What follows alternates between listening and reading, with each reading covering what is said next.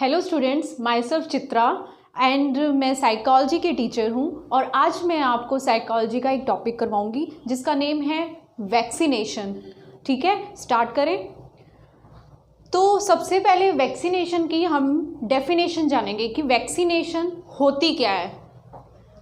Definition इसकी, अगर आप उसको उतारना भी चाहते हो तो स्क्रीन शॉट भी ले सकते हो और अपने कॉपी पे भी लिख सकते हो। ठीक है, ये डेफिनेशन है, दो डेफिनेशंस मैंने बताई है, तो अब उसको समझे। Definition: it is the administration of vaccine to help the immune system development protection from a disease. Immune system क्या होता है? रोग प्रतिरोध प्रणाली हमारी जो होती है, ठीक है, जो हमें इन्फेक्शन के अगेंस्ट हमें बचाती है, डिजीजेस के अगेंस्ट हमें बचाती है, that is called immune power. ठीक है, तो वैक्सीनेशन क्या करती है? जो हमारा इम्यून पावर है उसको बढ़ाती है, उसको डेवलप करती है, ताकि वो उसकी जो रोग प्रतिरोधक प्रणाली है वो और भी ज़्यादा इंक्रीज हो और मतलब डिजीजेस से हमें बचाए। तो वैक्सीनेशन का क्या है मेन रोल हमारा, कि ये हमारे इम्यून सिस्टम को डेवलप करता है, प्रोटेक्ट करने के लिए हमारे जो डिजीजेस हैं उनसे हमें बचाता है। और उसकी दूसरी डेफिनेशन क्या है? Vaccines are the immunobiological substances which produce specific protection. मतलब क्या है? ये हमें एक प्रोटेक्शन प्रोवाइड करता है डिजीज के अगेंस्ट, किसी भी बीमारी के अगेंस्ट हमारी जो रोग प्रतिरोधक प्रणाली है उसको बढ़ाता है, ताकि हमारी जो बॉडी है उसके अगेंस्ट फाइट कर सके, लड़ सके। ठीक है, इट स्टिमुलेट्स और एक्टिवेट्स प्रोएक्टिव एंटीबॉडी। ठीक है, जो एंटीबॉडी है हमारे शरीर के अंदर एंटीबॉडीज होती है, जो उसको ये वैक्सीन क्या करती है? उसको एक्टिवेट कर देती है एंटीबॉडीज, ताकि हमारी जो बॉडी है वो डिजीज के अगेंस्ट जो है फाइट कर सके। ठीक है, तो वैक्सीन जो है हमारी सबसे पहले इंट्रोड्यूस किसके द्वारा की गई थी? एक ब्रिटिश फिजिशियन। ठीक है, एक ब्रिटिश फिजिशियन था, उसके द्वारा जो पहली वैक्सीन है वो इंट्रोड्यूस हुई थी। कौन से ईयर में? 1796 में। और ब्रिटिश फिजिशियन का नाम क्या था? Edward gents. ओके, इसने क्या किया था? इस साइंटिस्ट ने क्या किया था? एक काउपॉक्स वायरस, ये वायरस का नेम है काउपॉक्स। ठीक है, काउपॉक्स वायरस जिसका नेम वैक्सीनिया। तो इस वायरस से इन्होंने ये वाली जो वैक्सीनिया है इसको वैक्सीनेशन को डेवलप किया, जो हमारी बॉडी को प्रोटेक्शन प्रोवाइड करता है डिजीज के। Small pox related virus in human, जो स्मॉल पॉक्स है, स्मॉल पॉक्स के अगेंस्ट भी हमारे जो ये फिजिशियन है ब्रिटिश फिजिशियन, उसने क्या किया? ये जो काउपॉक्स वायरस है ये डेवलप की वैक्सीनिया नाम की, किसके अगेंस्ट? स्मॉल पॉक्स के डिजीज के अगेंस्ट लड़ने के लिए। उसके बाद आ जाता है हमारा, ये प्रिपेयर्ड किससे होती है? जो वैक्सीन है वो किससे मिलकर बनती है? तो ये नेम्स है, ये live attenuated organism, killed organisms और टॉक्सॉइड्स।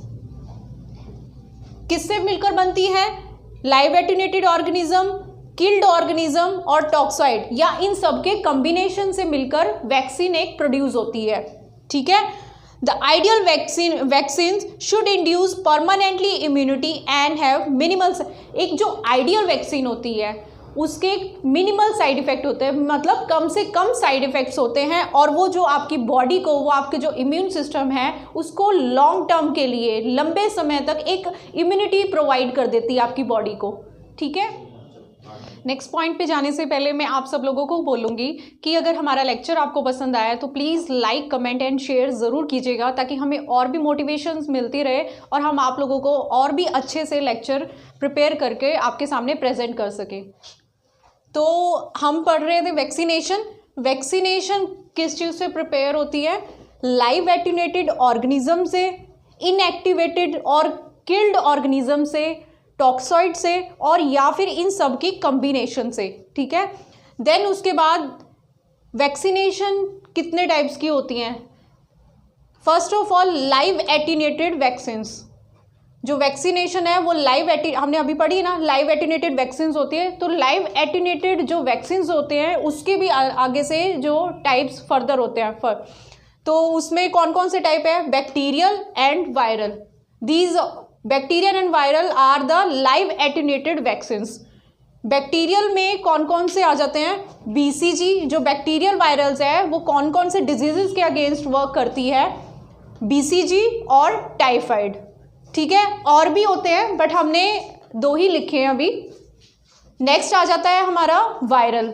वायरल जो वैक्सीन्स होती है वो किस चीज़ के रिगार्डिंग होती है, किस डिजीजेस के रिगार्डिंग होती है, ऑरल पोलियो के लिए, मीजल्स के लिए, मीजल्स मीन्स खसरा जिसको हम बोलते हैं, मम्स के लिए, मम्स मतलब जैसे कंठमाला जिसको हम बोलते हैं, और येलो फीवर के लिए। येलो फीवर तो हम सब लोगों को पता होगा, जॉन्डिस भी बोलते हैं हम इसको, और पीलिया भी बोलते हैं हिंदी में।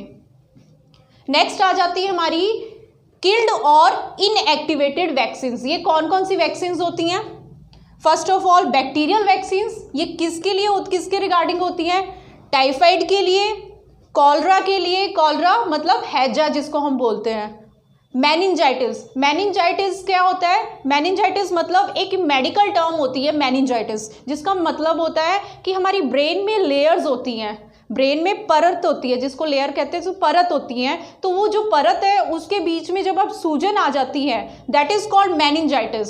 It is the inflammation of the meninges of the brain. Next आ जाती है हमारी वैक्सीन वायरल। वायरल वैक्सीन ये किसके लिए है, हेपेटाइटिस बी के लिए। And the last one is टॉक्सॉइड्स।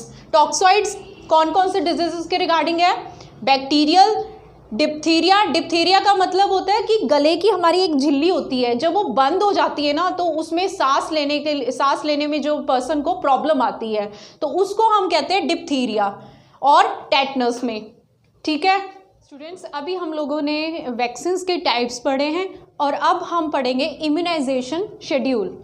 ये इसका पूरा चार्ट है, तो हम उसको अब डिटेल में स्टडी करेंगे कि बाय बर्थ से लेकर 0 to 6 ईयर्स के बच्चे को क्या क्या इम्यूनाइजेशन दी जाती है, तो वो हम अब डिटेल में स्टडी करेंगे। तो अब देखें, फर्स्ट ऑफ ऑल ये हमारा चार्ट है। इस चार्ट में फर्स्ट ऑफ ऑल हम एज देखेंगे, देन वैक्सीन कौन सी दी जाती है उस एज में, देन उसके बाद डोजेस कैसे दी जाती है, देन आ जाता है रूट। रूट मतलब किस तरीके से, कौन से रूट से उसको दी जाती है जो ये वैक्सीन है, और कितनी अमाउंट में दी जाती है। तो अब हम देखेंगे सबसे पहले इन्फेंट। इन्फेंट मतलब शिशु, जो छोटा बच्चा होता है बाय बर्थ, उसको कौन कौन सी डोजेज लगती है वैक्सीन की, कितने अमाउंट में लगती है, कौन से रूट पे लगती है, और कितने डोज की लगती है, तो वो हम पढ़ेंगे। अब इन्फेंट्स में क्या होता है, इन्फेंट्स एट बर्थ के टाइम पे जो छोटा बच्चा होता है उसमें जो वैक्सीन जो लगती है वो 2 तरह की वैक्सीन लगती है। पहली लगती है बीसीजी और दूसरी लगती है ओपीवी मतलब ओरल पोलियो वैक्सीन।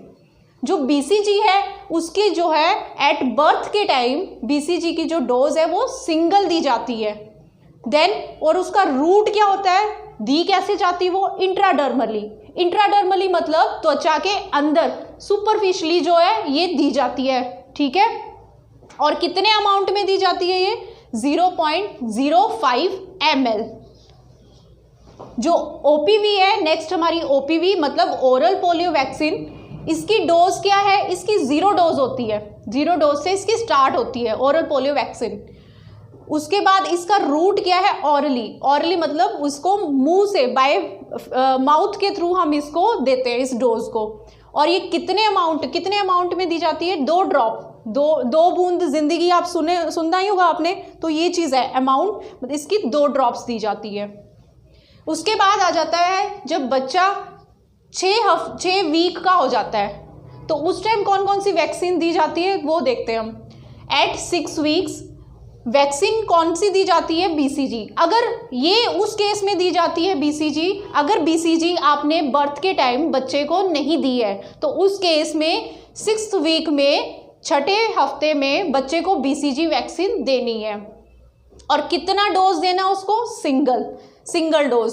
और रूट क्या है इसकी भी सेम, इंट्राडर्मल त्वचा के अंदर। और इसका अमाउंट क्या है, 0.1 ml। ये आप सब लोग नोट भी कर सकते हैं, स्क्रीनशॉट भी ले सकते हैं। नेक्स्ट आ जाता है, ये सारी जो डोजेस मैं आपको बताऊंगी ये एट 6 वीक्स के दौरान ही आती है, मतलब 6 हफ्ते, जब बच्चा 6 हफ्ते का हो जाता है। नेक्स्ट हमारी जो आ जाती है वो डीपीटी, मतलब डिप्थीरिया। डिप्थीरिया आपको मैंने बताया था, जैसे डिप्थीरिया क्या होता है, जब हमारी जो श्वास की झिल्ली होती है ना, वो जो उसमें जब रुकावट आ जाती है तो क्या होता है, बच्चे को सांस लेने में तकलीफ होती है, दैट इज कॉल्ड डिप्थीरिया। तो जो डिप्थीरिया की डोज है वो फर्स्ट डोज, ये भी स्टेप बाय स्टेप दी जाती है डिप्थीरिया की। तो 6ठे हफ्ते में डिप्थीरिया की पहली डोज दी जाती है बच्चे को। पहली डोज दी जाती है, कैसे दी जाती है, इंट्रामस्कुलरली, मसल्स के अंदर दी जाती है ये डोज, ठीक है। अमाउंट कितना होगा उसका, 0.5 ml। उसके बाद आ जाता है ओपीवी। ओपीवी हमने पहले पढ़ा है, बर्थ में ओपीवी की कितनी डोज दी जाती है, 0 डोज। और 6ठे हफ्ते में ओपीवी ओरल पोलियो वैक्सीन की जो पहली डोज है वो दी जाती है, इसमें 0 डोज, इसमें फर्स्ट डोज, ठीक है। और ये रूट क्या है इसका, ओरली, ये भी हमारे माउथ के थ्रू दी जाती है बच्चे के। कितनी, 2 बूंद, 2 ड्रॉप्स। उसके बाद हेपेटाइटिस बी। हेपेटाइटिस बी की पहली डोज दी जाती है 6ठे हफ्ते में। कैसे दी जाती है, इंट्रामस्कुलरली, मसल्स के अंदर। कितने अमाउंट में, 0.5 ml। उसके बाद आ जाता है हमारा एट 10th वीक, जब बच्चा 10 साल का हो जाता है तो कौन कौन से वैक्सीन्स दी जाती है और कितने अमाउंट में दी जाती है, अब हम उसके बारे में डिस्कस करेंगे। जब बच्चा 10 हफ्ते का हो जाता है तो हम डीपीटी, डिप्थीरिया की दूसरी डोज देते हैं। पहली डोज हमने 6ठे हफ्ते में दी, डिप्थीरिया की दूसरी डोज हमने जब बच्चा 10 हफ्ते का हुआ तब हमने देनी है, ठीक है। उसकी जो डोज है ये सेकंड डोज होती है और ये कैसे दी जाती है, इंट्रामस्कुलरली, जो मैंने आपको पहले बताया, मसल्स के अंडर। कितना अमाउंट होगा उसका, 0.5 ml। उसके बाद आ जाता है ओपीवी, ओरल पोलियो वैक्सीन। इसकी भी सेकंड डोज हम 10वें हफ्ते में देंगे, जब बच्चा 10 हफ्ते का हो जाता है। कैसे देंगे, ऑरली, मतलब मुंह के थ्रू। कितने, 2 बूंद, 2 ड्रॉप्स, ये याद रखना आपने। नेक्स्ट लास्ट आ जाती है हेपेटाइटिस बी। हेपेटाइटिस की सेकंड डोज 10वें हफ्ते में दी जाती है बच्चे को। कैसे दी जाती है, इंट्रामस्कुलरली, मसल्स के अंडर। और अमाउंट कितनी होगी उसकी, 0.5 ml। उसके बाद 10 हफ्ते के बाद जब बच्चा 14 हफ्ते का हो जाता है तो उसमें कौन कौन सी डोजेस दी जाती है वो हम देखते हैं। अब जब बच्चा 14 हफ्ते का हो जाता है तो डिप्थीरिया की हम तीसरी डोज देते हैं उसको, ठीक है। और कैसे देते हैं, इंट्रामस्कुलरली, मसल्स के अंडर। और अमाउंट कितना होगा उसका, कितने अमाउंट में, 0.5 ml, ठीक है। देन आ जाता है ओपीवी। ओपीवी की ओरल पोलियो वैक्सीन की भी हम इसमें तीसरी डोज देंगे। कैसे देंगे ओरल पोलियो वैक्सीन की वो डोज, बाय ऑरली, मतलब मुंह के थ्रू, 2 बूंद।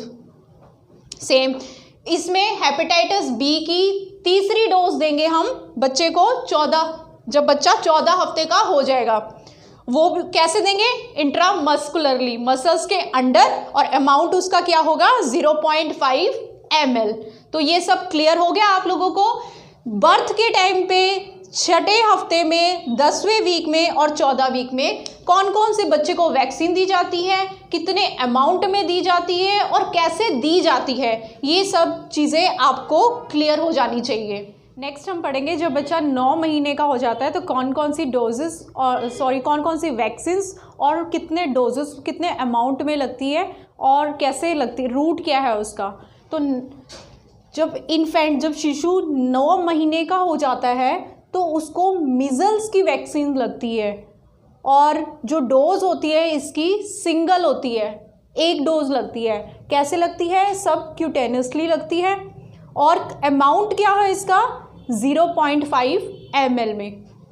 उसके बाद आ जाता है चिल्ड्रंस में, जब बच्चा 16 से 24 मंथ का, महीने का हो जाता है तो उसमें हम डीपीटी, डिप्थीरिया की बूस्टर डोज देते हैं, जो लास्ट डोज होती है। हमने पढ़ी है 3 डोजेज हमने दी है, उसके बाद जो लास्ट डोज लगती है that is called booster dose.